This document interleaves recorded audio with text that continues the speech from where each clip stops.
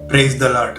ఈరోజు దేవుని మాట సంఖ్యాకాండము 15:16 నుండి 19 వరకు. దేవుడు మనము పాపం చేసిన ప్రతిసారి మనలను క్షమిస్తూ తన కృపను మన పట్ల నూతన పరుస్తున్నాడు అని దేవుని వాక్యం చెబుతోంది. అలాగే ఆ పాపపు స్థితి నుండి మనలను ఆయన బయటకు తెస్తాడు. అదే సమయంలో మనకు సమృద్ధిని కూడా అనుగ్రహిస్తాడు.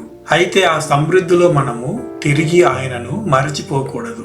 అన్నింటిలో ఆయనకు ప్రథమ స్థానము ఇవ్వాలని దేవుడు కోరుకుంటున్నాడు. అయితే ఇక్కడ మనం తెలుసుకోవాల్సిన విషయం ఒకటి ఏమిటంటే, అనంతమైన ప్రేమను కలిగిన దేవుడు కావాలని పాపంలో పడిపోతే మాత్రము తప్పకుండా క్రమశిక్షణ నేర్పిస్తాడు. కాబట్టి విశ్వాసంతో ప్రార్థించడమే కాదు, భయభక్తులతో క్రైస్తవ జీవితమును కొనసాగించాలి. ఎందుకంటే మనము నమ్ముకున్న దేవుడు పరిశుద్ధుడు. పాపంతో స్నేహం చేసే మనము ఆయనను చేరలేము. లోకముపై మనకు ఉన్నటువంటి ప్రేమ మన దీవెనలను అడ్డుకుంటుంది. అలాగే అందంగా కనిపించే పాపమే మనలను నశింపజేస్తుంది. పరిశుద్ధాత్మ దేవుడు తన నడిపింపును మరింతగా మనకు అనుగ్రహించును గాక.